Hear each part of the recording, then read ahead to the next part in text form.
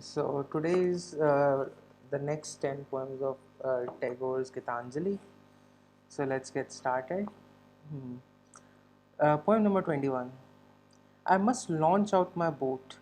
The languid hours pass by on the shore, alas for me. The spring has done its flowering and taken leave, and now, with the burden of faded futile flowers, I wait and linger.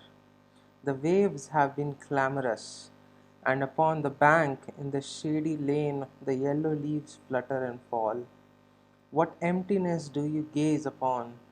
Do you not feel a thrill passing through the air, with the notes of faraway songs floating from the other shore? So this is about seasons. This the last poem, this poem, and the next poem. These are about seasons, and this is about autumn season, as you can guess. So what it's saying is, I must launch out my boat. The languid hours have passed by on the shore, alas for me. Languid hours means the hours of, the languid hours means the hour of disinclination. Languid means disinclination from physical efforts. So languid hours means the dull hours, let's just say, pass by on the shore, alas for me. So the time for rest is over. The spring has gone, done its flowering, and now the autumn has come, the faded futile flowers, uh, and I wait and linger. So as I said, these are about seasons, but you can always interpret in the form of seasons of life. So what is autumn of life? So autumn of life is uh, the passive times, I guess, if you might want to interpret it. The waves have become clamorous, and upon the bank in the shady lane the yellow leaves flutter and fall. So it's a time of dying or something, if you want to interpret it like that.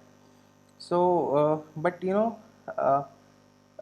there are times in our life when we are feeling dull, when we are feeling passive, but in those times also we are free to experience, free to take inspiration from other things which are going around in our life.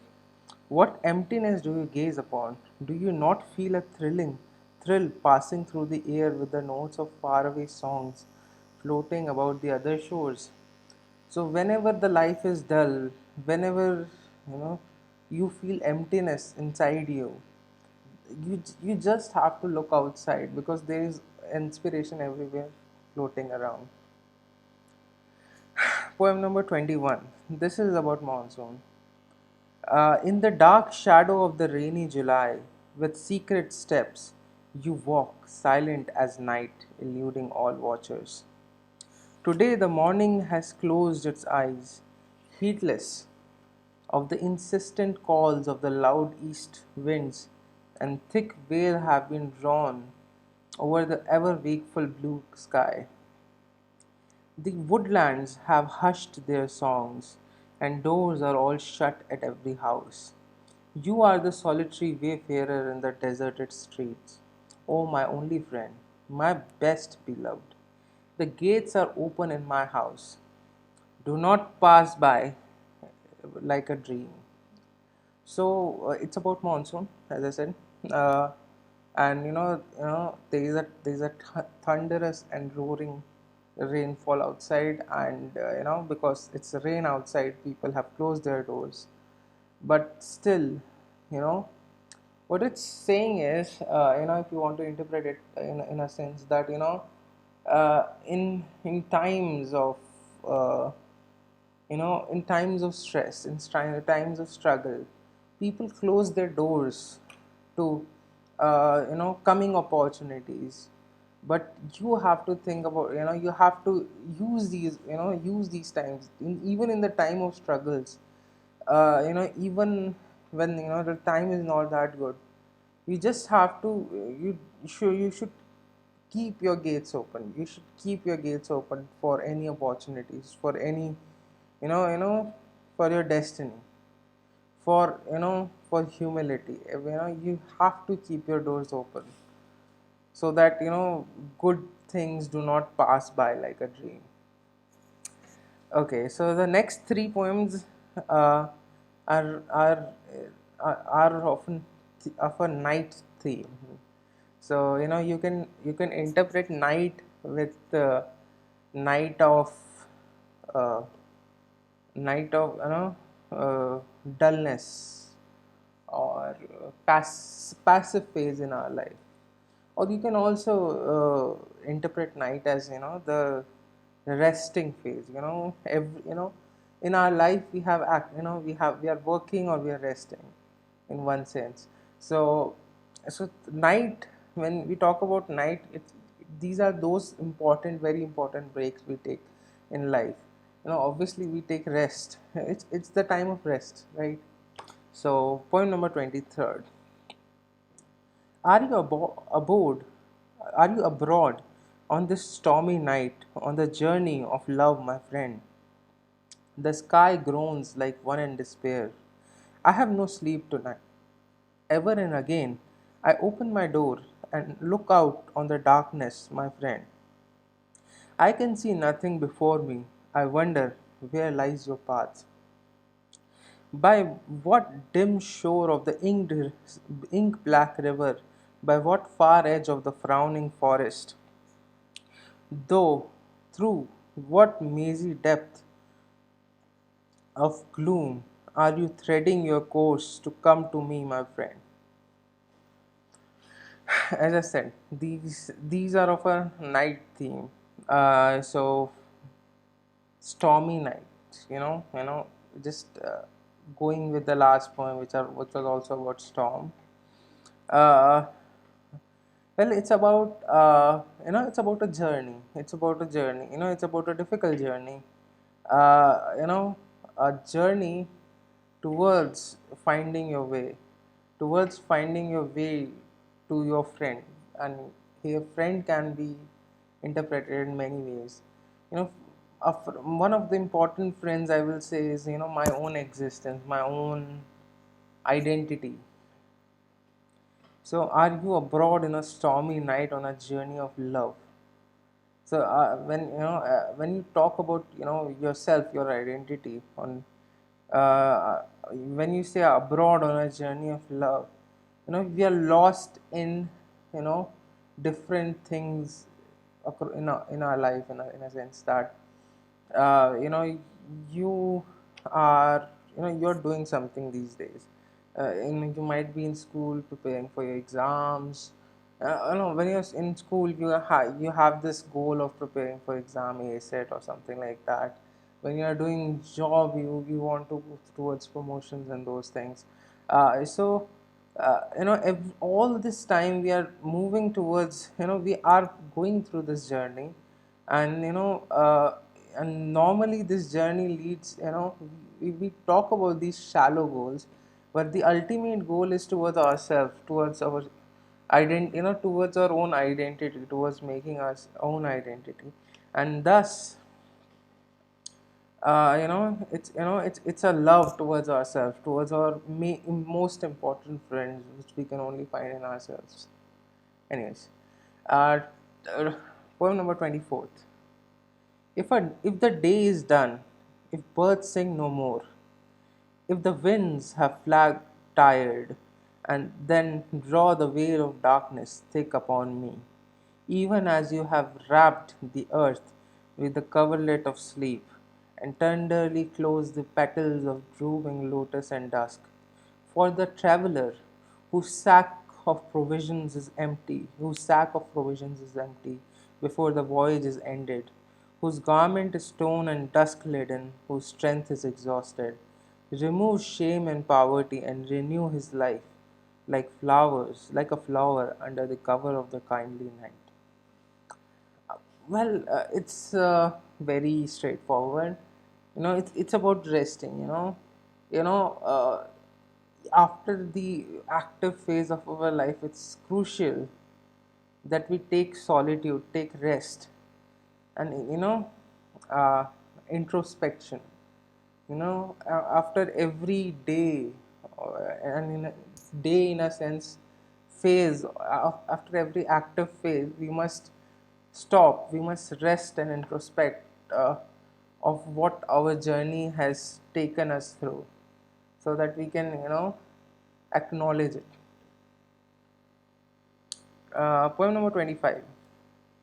In the night of weariness, let me give myself up to sleep without struggle, resting my trust upon you.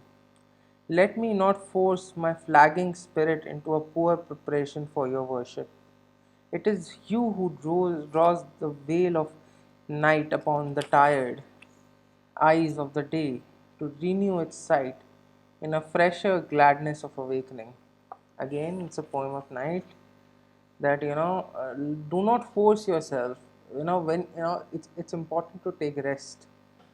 you know that's what God has made nights for. He covers this world with the blanket so that you can sleep tidy.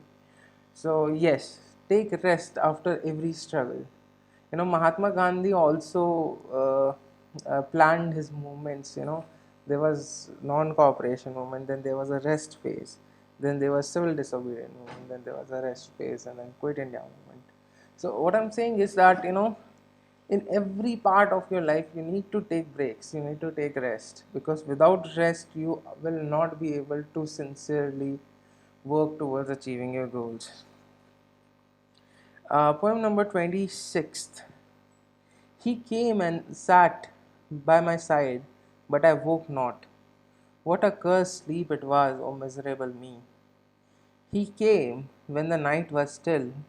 He had his harp in his hands, and my dream became resonant with the melodies. Alas, why are my night all thus lost? And why do I ever miss his sight whose breath touches my sleep? Well, this is night number four, poem on night, fourth poem on night, and this is about this is a quite opposite in from the others, because it's saying that, uh, missing of opportunities, and it's about dull phases in life. uh, you know Taking rest and having dull phases in life are way different concepts, right? So in life, we must always be we must be active towards our destiny, but we have to take rest. But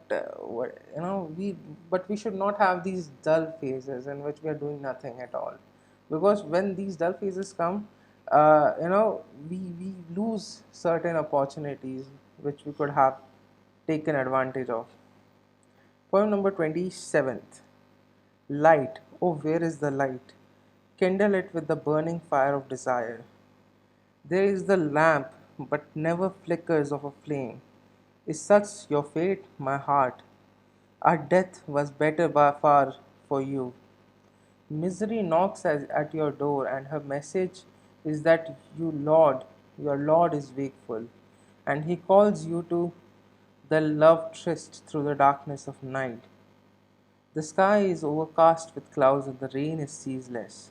I know not what this is that stirs in me, I know not its meaning. A moment's flash of lightning drags down a deeper gloom on my sight, and my heart gropes for the path to where the music of the night calls me. Light, oh, where is the light? Kindles it with the wake, with the desire, burning fire of desire. It thunders with the wind rushes screaming through the void. The night is black as the black stone. Let not the hours pass by in the dark. Kindle the lamp of love with your life. Well, yeah. So this is again a poem on night, but this is a poem. Poem number 26th and 7th are about.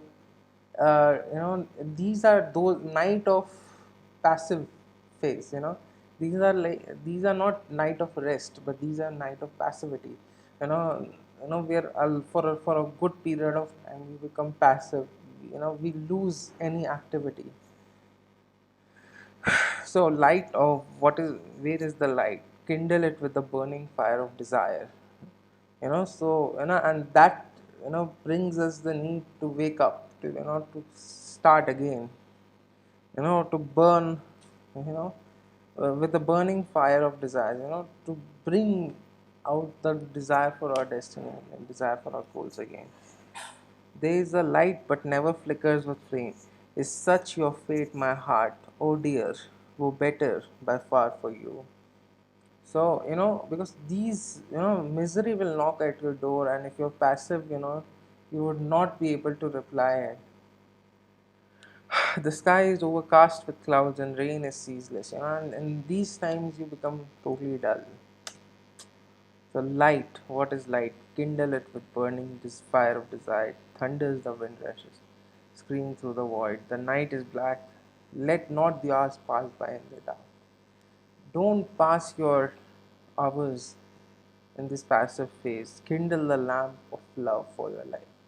So, when these passive phases come, you lose that love for your life. You lose that adventurous part of you. So you have to rekindle it as soon as possible. Okay, next is point number 28.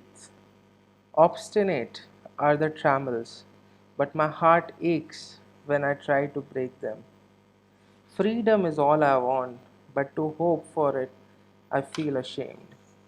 I'm certain that priceless worth is in you and that you are my best friend, but I have not the heart to sweep away the tinsel that fills my room. The shroud that covers me is the shroud of dust and death. I hate it, but hugs it in the love. My depths are large, my failures great, my shame secret and heavy. Yet, when I come to ask for my good, I quake in fear lest my prayers be granted. Okay, the next three poems are somewhat related to ego.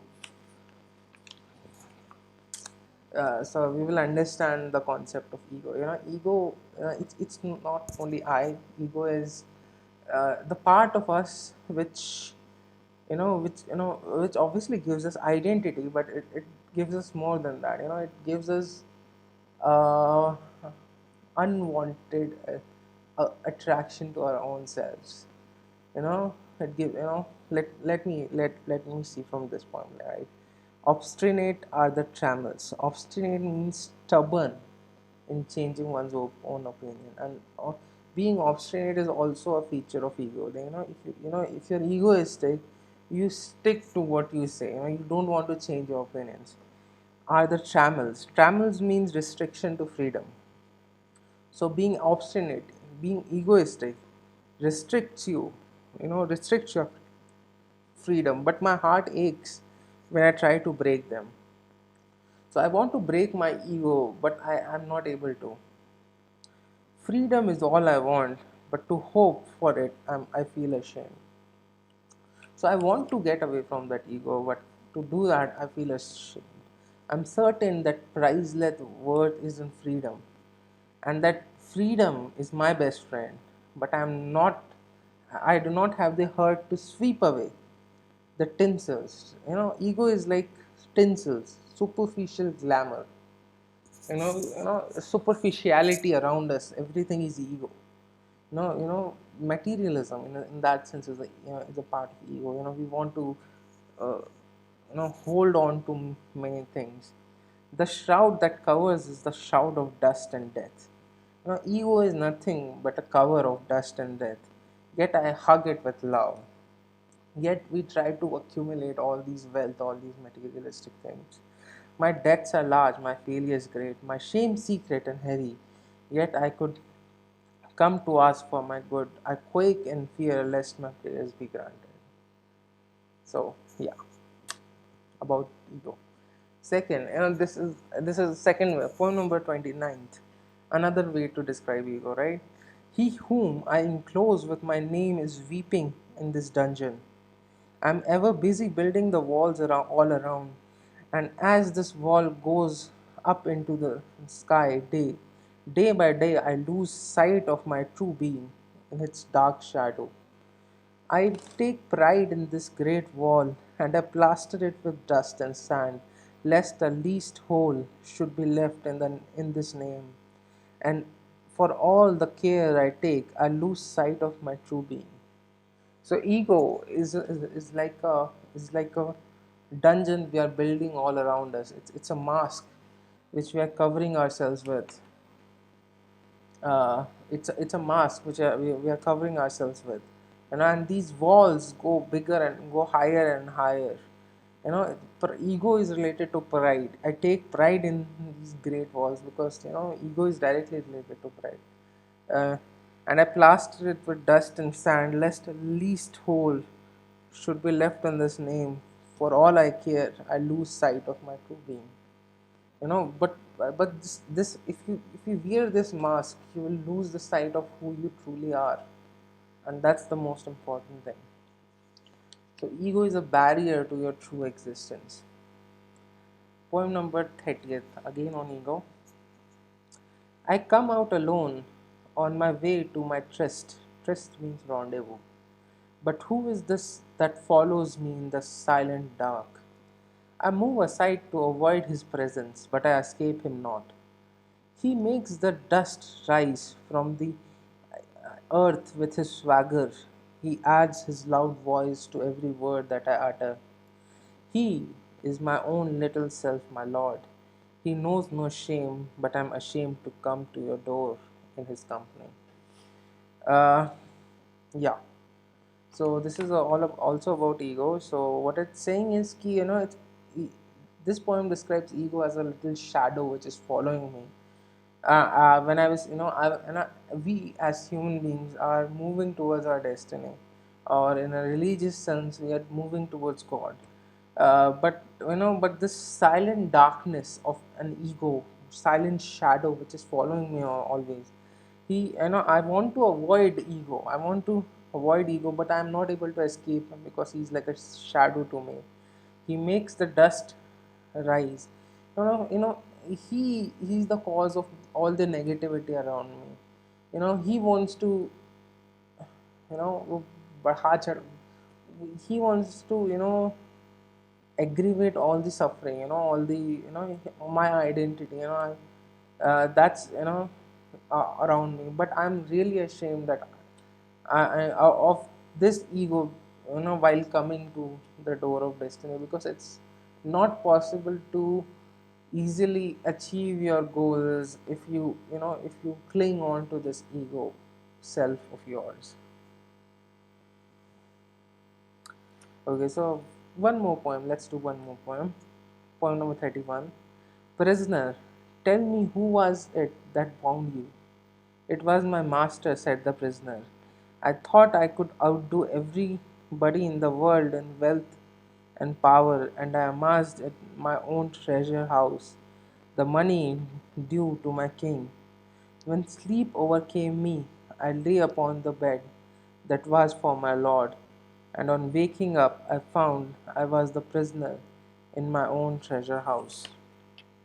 Prisoner, tell me, who was it that wrought this unbreakable chain?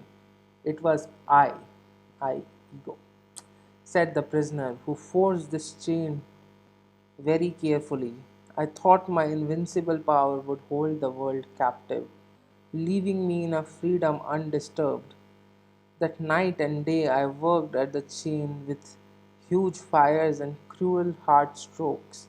When at last the work was done and the link was complete and unbreakable, I found that it held me in its grip. So, in life, you try to create this world around you, you try to amass all the wealth, all the work, but ultimately you find that all this work, you thought you will get freedom, true freedom out of it, but at the end of the day you are making yourself more bound to this world. You are just increasing your bondage with something which you thought will make you the master, makes you servant, a prisoner. So, and what's this? It's I. Who created this jail for you? Who made you the prisoner? Who made you slave? It was ego which made me slave. It was I who forged the chains very carefully. I thought my invincible power would hold the world captive, leaving me in a freedom undisturbed. Thus night and day I worked at the chain with huge fire and cruel hard strokes. But ultimately, these made me bound to this world even more. Okay, so here we will end this session. See ya.